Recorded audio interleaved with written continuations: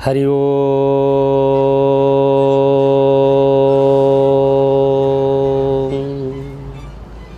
हरि ओम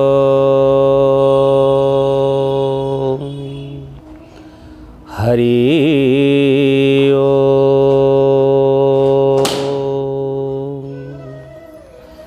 जा श्री स्वयं सुकृतिनं भावाने स्वलक्ष्मी पापात्मनं कृतधियं हृदये सुबुद्धि श्रद्धा सतंकुलजनं प्रभवश्च लज्जा तं त्वं नतास्महं परिपालय देवी विश्वम्। वराह पीडं नटवरवपु कर्णाय कर्णिकारं बिभ्रदवसः कनककपिशं वैजयन्तीं च मालां रन्ध्रान् वेणुरोद्धरसुधयो पुरायान गोपवृन्दे बृन्दारण्यं स्वपदरमणं प्राविशदा गीतकीर्ति प्राविशदा गीतकीर्ति। परम प्रेममय अकृतकर्ता अमृतमंता अदृष्ट दृष्ट परम करुणिक कोटि कैवल्य निधि वांछा कल्पद्रुम कल्याण कल्पद्रुम दौर्भ्यं शोभितं लांगलं समुसलं कादम्बरी चंचलं रत्नाढ्यं वरकुंडल भुजबलैराक्रांत भूमंडलं वज्रभामर चारु गंड जुगलं नागेन्द्र चूड़ोच्चलं संग्राम चपलं शशांक धबलं श्रीकामपालं भजे रेवतीरमण कामपाल हलायुध संकर्षण बड़ ठाकुर बलभद्र देवंकर चरण कमल तले अनंत कोटि प्रस्कृत प्रणति मध्ये देवी परात्परा भगवती जा प्रकृति रूपिणी निर्लिप्ता गुप्त देहा त्रिजगत जननी सूक्ष्म रूप विचित्रा देवी आनंद कंदा कनक तनुधरा सर्व सौभाग्य रूपा देहि में भक्ति मुक्ति हरिपद जुगले जोगमाय स्मरामि माँ भक्ति प्रदायिनी जगच्चननी माँ सुभद्रा ठाकुराणी नीलाचल निवासाय नित्याय परमात्मने बलभद्र सुभद्राभ्यं जगन्नाथ यते नमः कलिया शांत कोटि कैवल्य निधि वांछा कल्पद्रुम महाप्रभु श्री जगन्नाथंकर श्री चरण कमल तले यदि नहीं न सेवकर गभीरतम प्रदेश अनंत कोटि भक्तिपूत प्रणति निवेदन करिवार तात्पर्य श्रीमद्भागवत ग्रंथरे अति बड़ी जगन्नाथ दास कहले परम सुख वैराग आशा परम दुख जोग परम सुख वैराग आशा परम दुख जोग दिव्यात्मन ए भव संसार उद्धार पाइबा पई एकमात्र भगवान का चरणारविंदरे निजक समर्पित करने को हेले गोटे पथ होछि वैराग्य जे पर्यंत जीवर वैराग्य भाव न आसिछंती से पर्यंत भगवत चरण अनुरागी हो पारती नहीं। एक सुंदर कथा मोर मने पड़े जड़े रजा थिले जहाँकर नाम होउछंती भर्तृहरि एक रजा एकदा जड़े साधु से राज्य को आसिछंती संथ हृदय नवनीत समान शास्त्र कहिले साधु जे मलय पवन काष्ठ को करंती चंदन तो साधुंकर अत्यंत कृपादृष्टि पड़ती भर्तृहरि रजांक उपरे अति आनंदर सहित संथ महात्मा तांकु गोटे सुंदर फलटीए देले के रजा आपण उपरे मोर कृपा अच्छी ए सुंदर फलटी को आपण ग्रहण कले आपण सबल पई नवजौवन रूप आपणक रहिबो आपणकर जेते वयस हेले सुद्धा आपण सबले नवजुवक होइकरी थिबे आपणकर वयस केवे हेले कहीं कहि परिबेनी रजा वृद्ध हो गले बोली अत्यंत युवक होकर आपण थे तो रजा मने मने चिंता कले फलटी को आनिले रजा मने मने चिंता कले फलटी को मु खाइबी किंतु रजांकर गोटे दुर्बलता थिला रजा बहुत भल पाती पत्नी की तेणु मने मने रजा चिंता कले नहीं नहीं ये फलटा मो स्त्री की देवी तेणु से चिंता करी आसी एकांत भाव में पत्नी को डाकिले अरे शुणिलानी शुण ए राज्य को जड़े सन्थ महात्मा आसीचंती एवं ये सन्थ महात्मा मते गोटे सुंदर फल देइथिले आपण जदि तुमे जदि ये फलटा को ग्रहण करिवो निश्चित भाव में तुमे सबल पाई युवती होइकी रहिवो नवजौवन संपन्न होइकी तुमे रहिवो मु तुमको बहुत भल पाए ना रजा कौन कले अति आनंदर सहित से फलटी को राणी की देले खाइबा एवं राणी से फलटा को आनिले खाइबा किंतु प्रकृतिर विडंबना देखंतु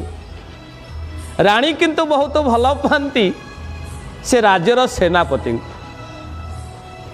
तेणु से फलटा को मने मने चिंता कले जदि ये फलटा मु कौन खाइबी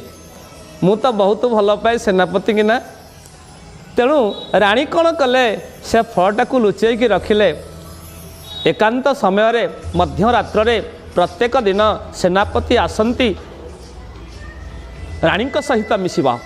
एकांत मिलन हुई राणी कौन कले कले शुण देख मु तुमको बहुत भल पाए तेणुक ये फलटी को रखी तुम्हें खाईदि सेनापति देखिले बड़ सुंदर कथा एवं ये फलटी को जो ग्रहण कले मने मने चिंता कले सेनापति किंतु ये फलटा को मुझे घरे खाइबी एक कथा चिंता करी फलटी को लेकर गले कि से फलटा को से न खाई सेनापति कौन करती से राज्य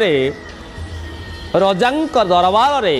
जड़े दासीटे कार्यरता थाए सेनापति दासी की बहुत भल पान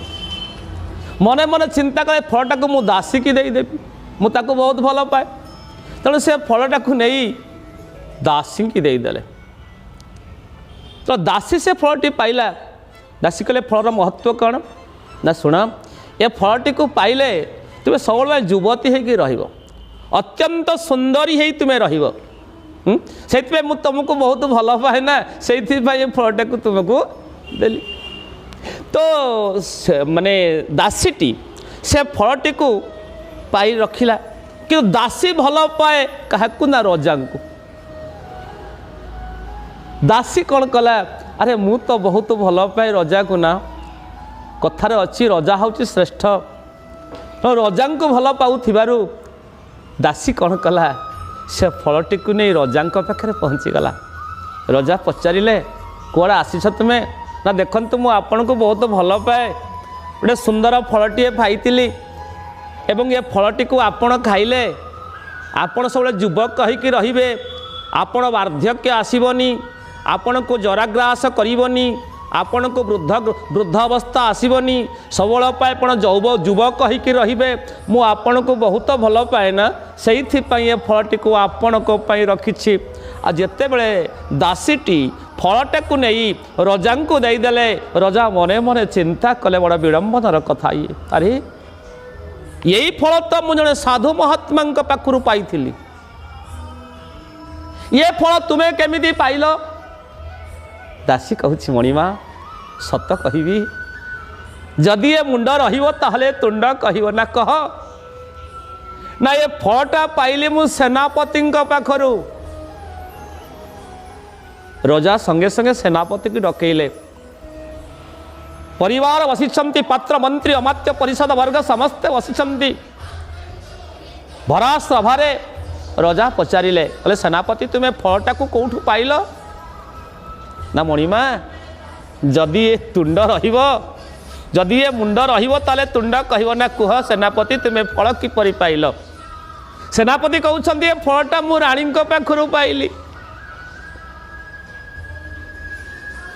राजा चकित हो गले जो फलटी को मुझे जड़े साधु महात्मा पाखु पाई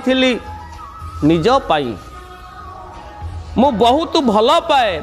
मो श्रीमती की मो पत्नी की मो राणी की बहुत जीवन ठार अधिक भल पाए किंतु से पत्नी मध्य मोर नुहे से पत्नी सेनापति की भल पाऊ सेनापति की से फल देला सेनापति मध्य राणी की भल पाए अंतर भितर से भल पाए प्रकृत दासी की से फलटा को नहीं दासी की देला दासी मते बहुत भल पाऊ दासी आड़ी फल मते दे दूची वैराग्य जात सृष्टि हो गला जांकर परम सुख वैराग आशा परम दुख जोग तेणु परम सुख वैराग्य जो वैराग्य नहीं सुख नहीं शास्त्र कहती बोले आनंद कंद भगवान की तो शास्त्र कहती परम सुख वैराग आशा परम दुख जोग प्रकृत कथा होची जे पर्यंत जीवर कामना थाए जे पर्यंत जीवर कामना थाए कामनार विनाश रे दुखर विनाश शास्त्र कहती ह्यूमन वांट्स इज अनलिमिटेड मनुष्यर इच्छा केवल परिपूर्ण हुएनी तेणु वैराग्य नाशिवा पर्यंत भगवान का चरणारविंद समर्पित आम हो पारिबा नाही सुंदर कथाटे मने पड़े पिंगला वेश्या केते भल पाउत धनी सौदागर को प्रतीक्षा कला राति पाहीगला हेले से धनी घर पु आसिलानी परिशेष रे पिंगला वेश्या चिंता कला जो शरीर को उपभोग करने मु राति सारा पर्यंत गोटे धनी सौदागर को प्रतीक्षा कली राति पाहीगला धनी सौदागर पु आसिलानी तरी सेतिकी प्रतीक्षा मु परमात्मा करी थांती ताहले जीव मु भव संसार मुक्ति पाई जाई थांती दिव्यात्मन प्रकृत संसार कई कहानी नुहति अनित्यम सुखं लोकं मिमं प्राप्य भजास ममम प्रकृत संसार परम बंधु होउछंती से भगवान संसारे जे बंधु देवा नेवा बंधु न देले न नेले किए कहार तुम परि बंधु किए से हेब कि तुम परि बंधु किए से हेब कि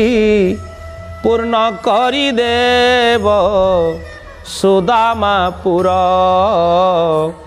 पूर्ण करी देव सुदामापुर बोले आनंद कंद भगवान की।